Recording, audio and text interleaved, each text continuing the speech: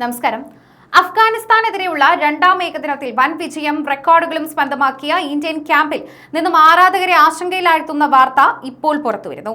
ലക്നൌവിലെ ഏകാന സ്റ്റേഡിയത്തിൽ നടന്ന മത്സരത്തിനിടെ പരിക്കേറ്റതിനെ തുടർന്ന് ഇന്ത്യയുടെ വിക്കറ്റ് കീപ്പർ ബാറ്റർ ഇഷാൻ കിഷനെ മൈതാനത്ത് നിന്നും മാറ്റി.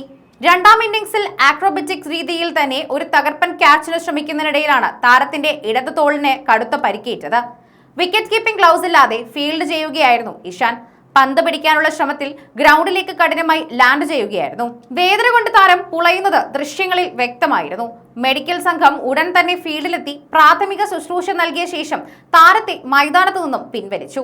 നിലവിൽ തോളിൽ ഐസ് പാക്ക് വെച്ചിരിക്കുന്ന താരത്തിന്റെ പരിക്കിന്റെ കൂടുതൽ വിവരങ്ങൾ BCCI പുറത്തുവിട്ടിട്ടില്ല. ഇഷാനിന്റെ പരിക്ക് മാറി അത് മാറ്റി പകരം നിൽക്കുകയെന്നത് പകരക്കാരനെ ആര് വരും എന്നതും ചോദ്യം ശക്തമാണ്. ഇനി അവസരം മലയാളി താരം സഞ്ജു സാംസണിലേക്ക് നീളുമോ എന്നാണ് ഏവരും ഉറ്റുനോക്കുന്നത്.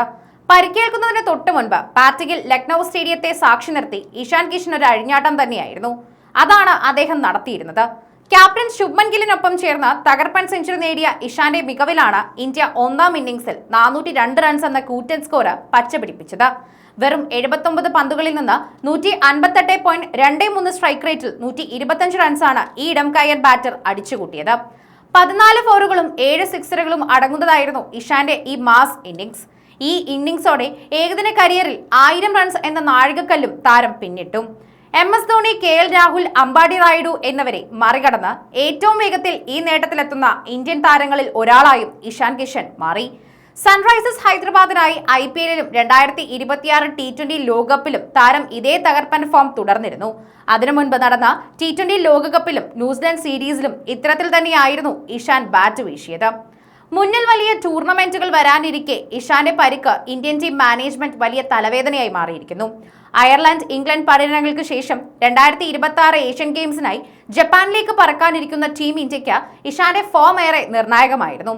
അതുകൊണ്ട് തന്നെ താരത്തിന്റെ മെഡിക്കൽ അപ്ഡേറ്റിനായി ശ്വാസമടക്കിയാണ് ആരാധകർ കാത്തിരിക്കുന്നത്.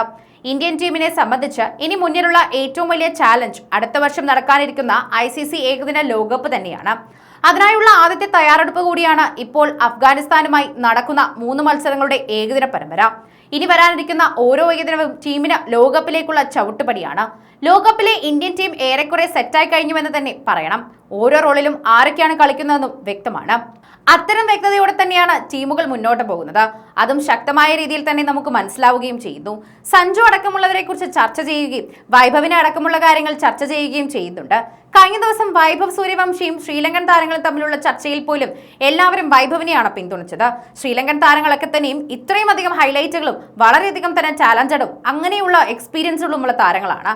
അവരൊരിക്കലും ആ കുഞ്ഞിനോട് ഇങ്ങനെ കാണിക്കാൻ പാടില്ലായിരുന്നു.